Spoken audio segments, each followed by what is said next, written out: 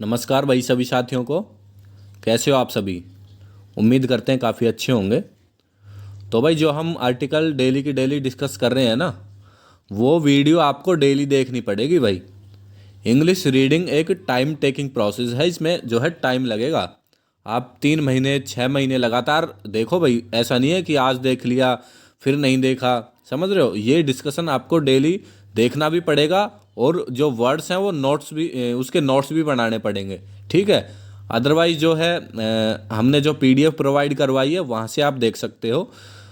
अगर जो आप ये प्रोसेस पूरी करोगे तभी आप इंग्लिश सीख सकते हो भाई, और फिर वो इंग्लिश जो है आपके काम भी आएगी एग्ज़ाम में भी, और आपकी डेली रूटीन जो लाइफ है उसमें भी। ठीक है? ऐसा नहीं है कि वीडियो देख करके बस 2-4 मिनट देखी। अगर जो सीखनी है तो ईमानदारी के साथ पूरी डेडिकेशन के साथ सीखनी पड़ेगी भाई। लगातार जुड़े रहो, लगातार देखते रहो। ठीक है? तो स्टार्ट करते हैं। आज का जो आर्टिकल है उसका टाइटल है sharing resources. Sharing resources, share मतलब अपने बांटना, शेयर करना किसी चीज़ को। किस चीज़ को? रिसोर्सेज। रिसोर्सेज मतलब जो संसाधन है उनको शेयर करना। ठीक है? तो देखते हैं किस चीज़ के बारे में बात कर रहा है आर्टिकल। कह रहा है कि फिशरमैन, जो फिशरमैन है फ्रॉम बोथ साइड्स, और कहाँ से? दोनों साइड से, है ना, दोनों तरफ से। ऑफ द पाक बे, और किसके दोनों तरफ? जो पाक की खाड़ी है। पाक की खाड़ी सभी को पता है, जो श्रीलंका और इंडिया के बीच में जो खाड़ी है उसको बोलते हैं पाक की खाड़ी। तो कह रहा है कि जो पाक की खाड़ी के दोनों तरफ के जो फिशरमैन हैं, जो मछुआरे हैं, है ना, पाक खाड़ी की दोनों तरफ का मतलब क्या हुआ? जो इंडिया के और जो श्रीलंका के जो मछुआरे हैं, मस्ट मीट, उनको जो है मिलना चाहिए, है ना, उनको एक मीटिंग रखनी चाहिए, उनको आपस में जो है एक मुलाकात करनी चाहिए। मस्ट का मतलब होता है, मस्ट एक मॉडल है, इसका मतलब होता है भाई ये चीज़ जरूरी है ना। मतलब जोर दे करके कह रहा है कि मस्ट मीट, उनको जो है मिलना चाहिए। किस लिए मिलना चाहिए भाई? To resolve. टू रिजॉल्व का मतलब होता है सॉल्यूशन निकालने के लिए, हल ढूंढने के लिए। रिजॉल्व का मतलब होता है किसी चीज़ का हल ढूंढना। तो क्यों मिलना चाहिए उनको? रिजॉल्व करने के लिए, हल ढूंढने के लिए। किस चीज़ का हल ढूंढना है भाई? डिस्प्यूट। डिस्प्यूट का मतलब होता है जो तनाव है ना, जो झगड़ा है, उस चीज़ का हल ढूंढने के लिए जो दोनों तरफ के फिशरमैन हैं, मछुआरे हैं, उनको जो है मिलना चाहिए। ठीक है भाई, आगे देखते हैं। इंडिया राइटली यूज्ड, भारत जो है, इंडिया जो है राइटली। राइटली यहाँ पर एडवर्ब है भाई। जब भी किसी वर्ड के साथ लास्ट में एलवाई लग जाए तो वो एडवर्ब होता है। और यहाँ पर जो एडवर्ब है ना, मतलब जो एडवर्ब होता है वो किसी वर्ब की विशेषता बताता है। तो यहाँ पर जो राइटली है ये एडवर्ब है, और किसकी विशेषता बता रहा है? यूज्ड की, है ना। तो इंडिया राइटली यूज्ड, इंडिया ने सही तरह से यूज़ किया। किस चीज़ को भाई? किस चीज़ का यूज़ किया? द 6th मीटिंग, जो 6ठी मीटिंग हुई है ना, of the India Sri Lanka joint working group. और किसकी मीटिंग हुई है भाई? किसकी मीटिंग हुई है? जो जॉइंट वर्किंग ग्रुप है ना, जो जॉइंट वर्किंग ग्रुप है, किसके बीच में जॉइंट वर्किंग ग्रुप है? इंडिया और श्रीलंका का जो जॉइंट वर्किंग ग्रुप है, उसकी जो 6ठी मीटिंग हुई है, उसका भारत ने जो है वो कह सकते हैं कि एक अच्छे तरह से उसका प्रयोग किया है। किस लिए प्रयोग किया है? कैसे प्रयोग किया है? ऑन फिशरीज, फिशरीज के ऊपर, है ना, जो हमारी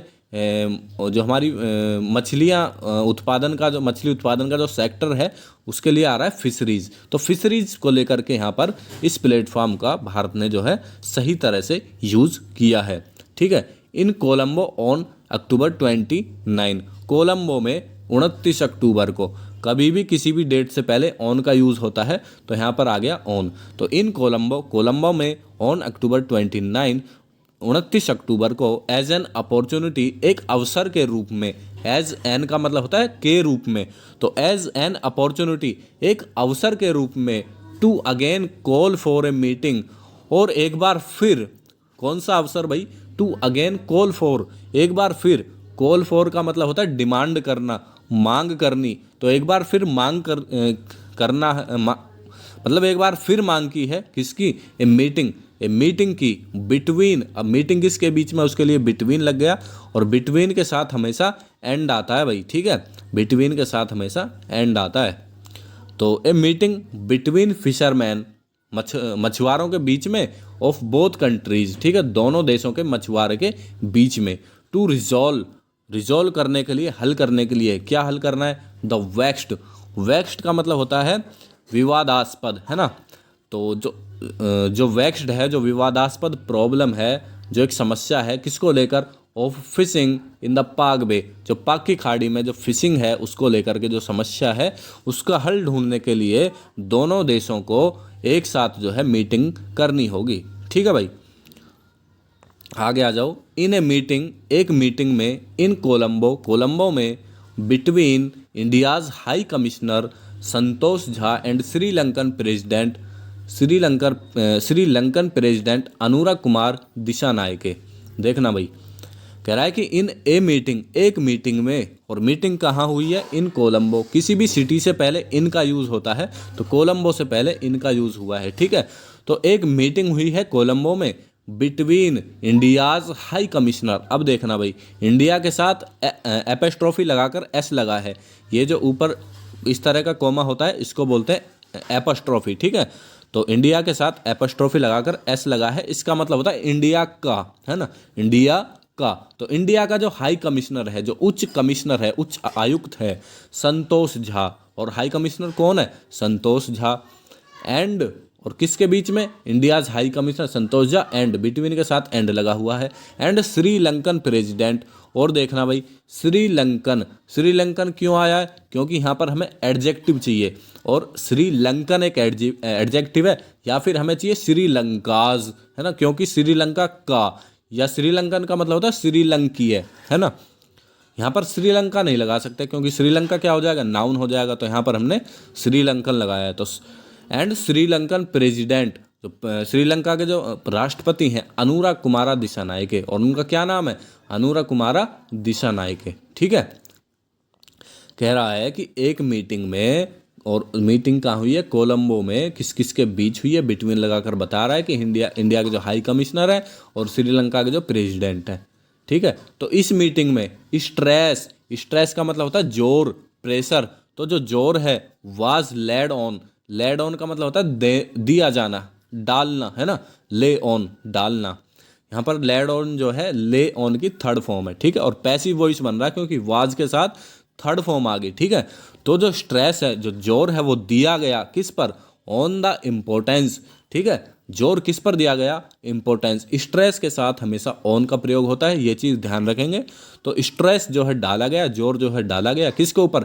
इम्पोर्टेंस, महत्व को लेकर। और किसका महत्व? Of a long term resolution, एक लंबी अवधि का रिजोल्यूशन, एक लंबी अवधि का समाधान, है ना। दैट रिस्पेक्ट्स, और कैसा रिजोल्यूशन, कैसा समाधान? दैट का मतलब है जो रिस्पेक्ट करता है ना, जो रिस्पेक्ट करता है।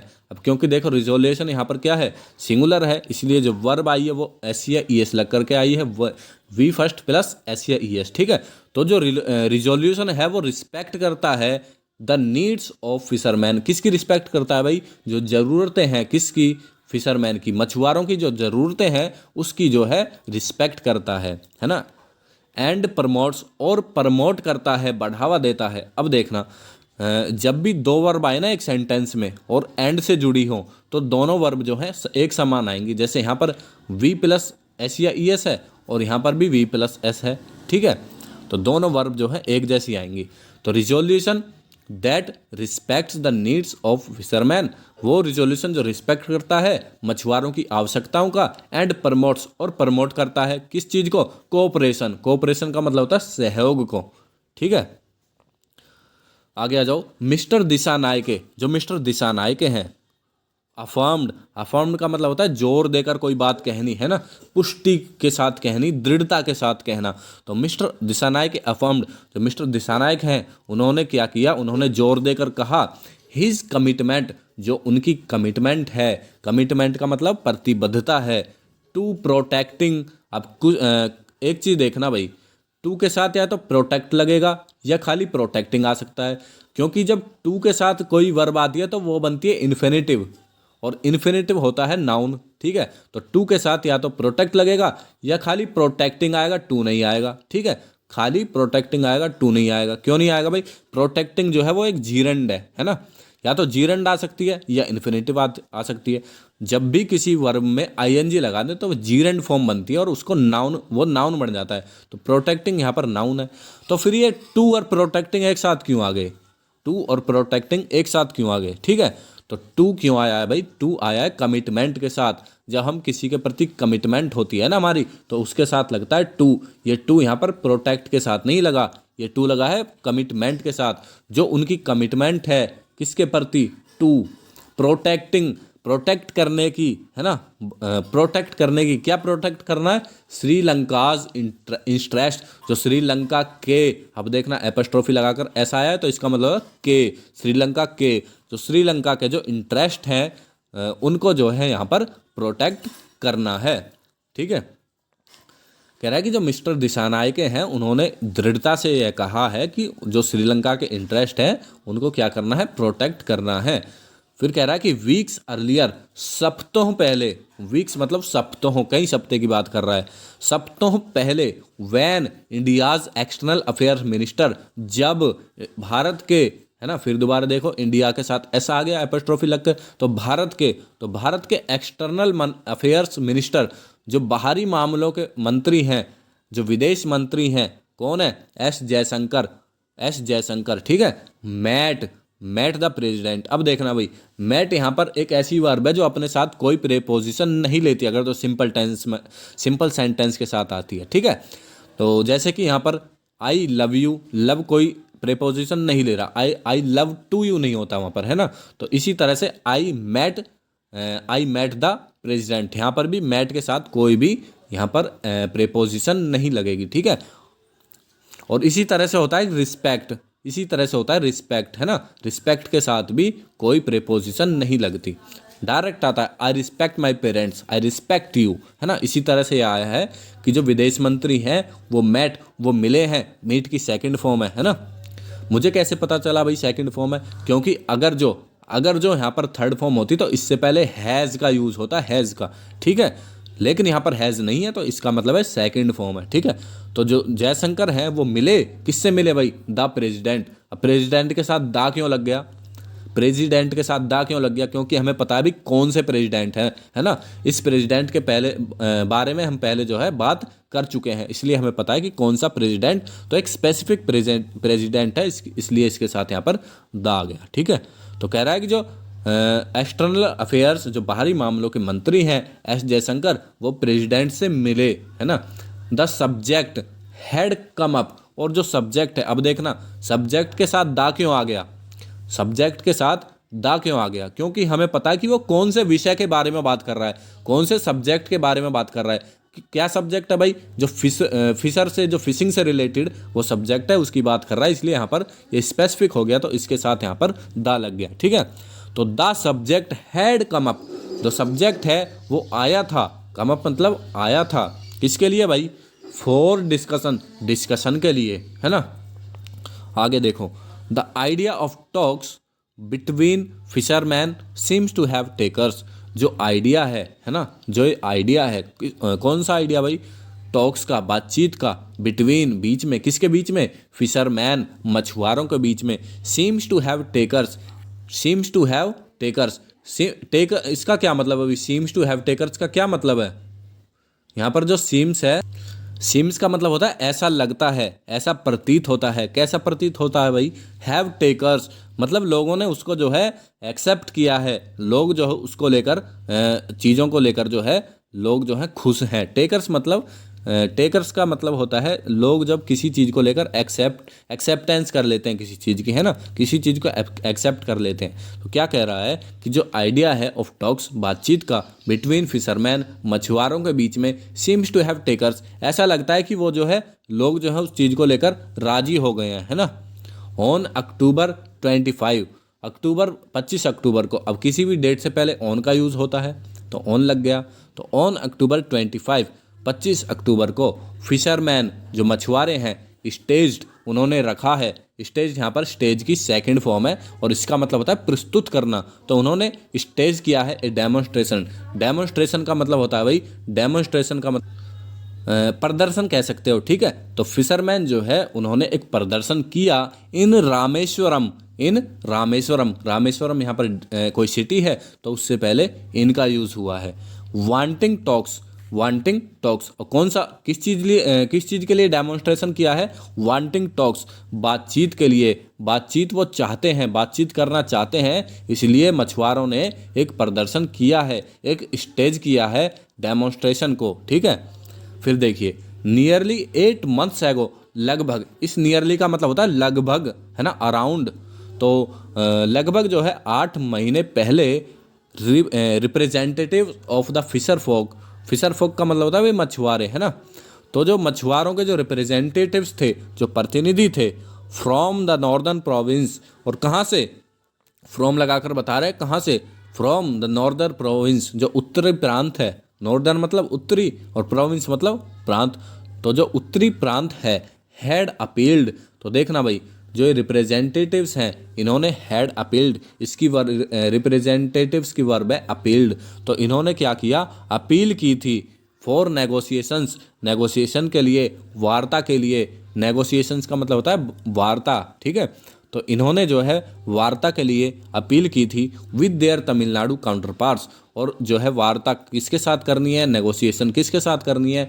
With their Tamil Nadu counter parts, उनके जो तमिलनाडु काउंटर पार्ट्स हैं। काउंटर पार्ट्स का मतलब होता है भाई उनके तरह के जो दूसरे लोग हैं, है ना।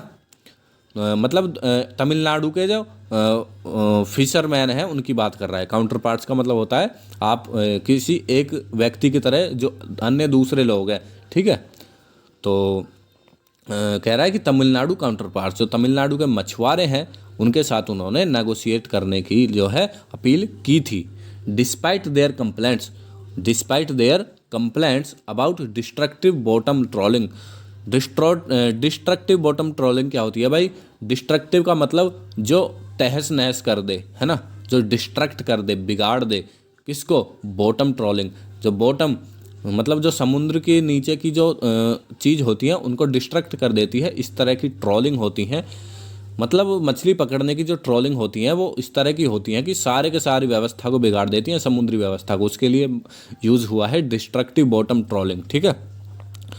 तो और उन्होंने कंप्लेंट भी की है। एक तरफ तो वे चाहते हैं कि हम जो है तमिलनाडु के मछुआरों के साथ नेगोशिएट करें, दूसरी तरफ उन्होंने कंप्लेंट्स भी करी, किसको लेकर? जो डिस्ट्रक्टिव बॉटम ट्रॉलिंग है उनको लेकर, बाय द अदर साइड, दूसरी तरफ से, है ना।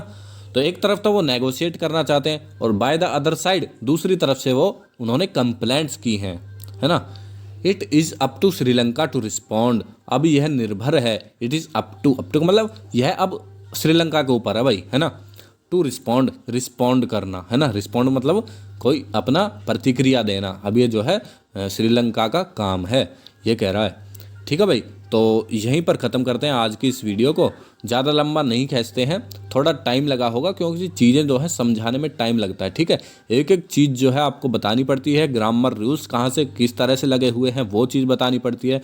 लेकिन अगर जो आप इस तरह से सीखोगे, इस तरह से चलोगे, तो एक दिन आप खुद भी जो है अपने आप से चीज़ों को देख सकते हो, चीज़ों को पढ़ सकते हो, ठीक है।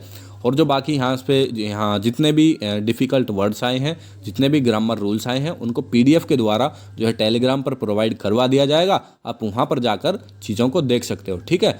तो नमस्कार, मिलते हैं नेक्स्ट वीडियो के साथ। जय हिंद साथियों।